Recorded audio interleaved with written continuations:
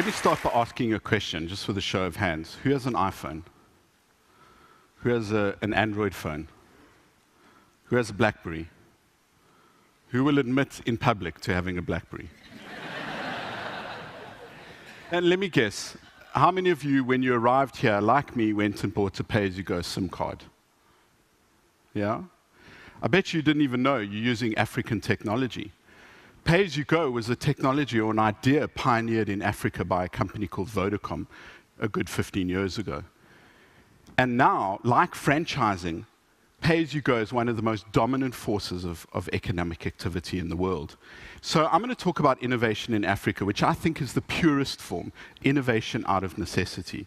But first, I'm going to ask you some other questions, but you don't have to put your hands up. These are rhetorical. Why did Nikola Tesla have to invent the alternating current that powers the lights in this building or the city that we're in? Why did Henry Ford have to invent the production line to produce these Fords that came in anything as long as they were black? And why did Eric Merrifield have to invent the dollars? Blank stares. That is what a dollars looks like. And in the background, you can see Robben Island. This is a small dollars, and Eric Merrifield is the most famous inventor you've never heard of. In 1963, a storm ripped up the harbor in a small South African town called East London.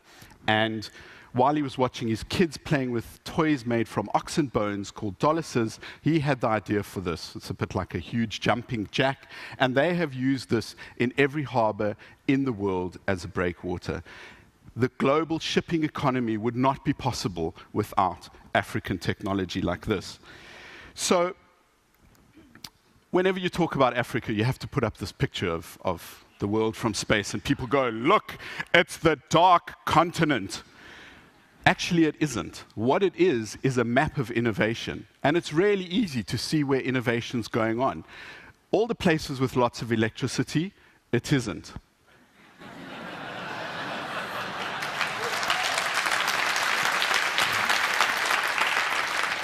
And the reason it isn't is because everybody's watching television or playing Angry Birds. So, where it's happening is in Africa. Now, this is real innovation, not the way people have expropriated the word to talk about launching new products. This is real innovation, and I define it as problem solving. People are solving real problems in Africa. Why? Because we have to, because we have real problems. And when we solve real problems for people, we solve them for the rest of the world at the same time. So, in California, everybody's really excited about a little square of plastic that you plug into a phone and you can swipe your credit card, and people say, we've liberated the credit card from the point of sale terminal. Fantastic. Why do you even need a credit card? In Africa, we've been doing that for years, and we've been doing it on phones like this. This is a picture I took at a place called Ketengela, about an hour south of Nairobi. And the thing that's so remarkable about the payment system that's been pioneered in Africa called M-Pesa is that it works on phones like this. It works on every single phone possible because it uses SMS. You can pay bills with it, you can buy your groceries, you can pay your kids' school fees, and I'm told you can even bribe customs officials.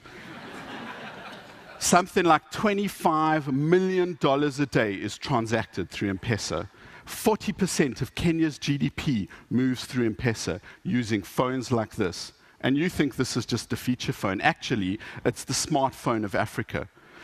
It's also a radio, and it's also a torch, and more than anything else, it has really superb battery life. Why? Because that's what we need. We have really severe energy problems in Africa. By the way, you can update Facebook and send Gmail from a phone like this. So we have found a way to use the available technology to send money via M-Pesa, which is a bit like a check system for the mobile age. I come from Johannesburg, which is a mining town. It's built on gold. There's a picture I Instagrammed earlier. And the difference today is that the gold of today is mobile.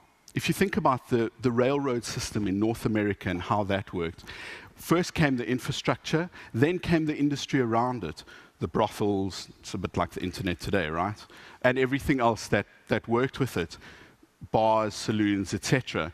The gold of today is mobile, and mobile is the enabler that makes all of this possible. So what are some of the things that you can do with it? Well, this is by a guy called Bright Simons from Ghana, and what you do is you take medication, something that some people might spend their entire month's salary, and you scratch off the code and you send that to an SMS number, and it tells you if that is legitimate or if it's expired. Really simple, really effective, really life-saving.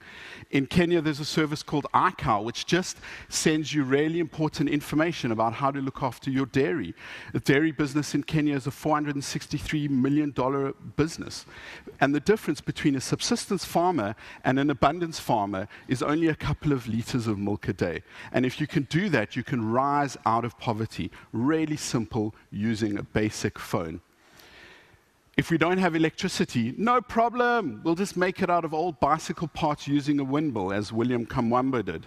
There's another great African that you've heard that's busy disrupting the automobile industry in the world. He's also finding a way to reinvent solar power in the electricity industry in North America. And if he's lucky, he'll get us to Mars, hopefully in my lifetime.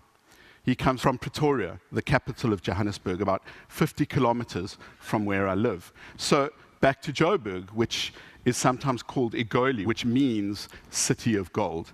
And not only is mobile the gold of today, I don't believe that the gold is under the ground. I believe we are the gold. Like you've heard the other economists say, we are at the point where China was when its boom years began, and that's where we're going. So you hear the West talk about innovation at the edge. Well, of course it's happening at the edge, because in the middle everybody's updating Facebook. Or worse still, they're trying to understand Facebook's privacy settings.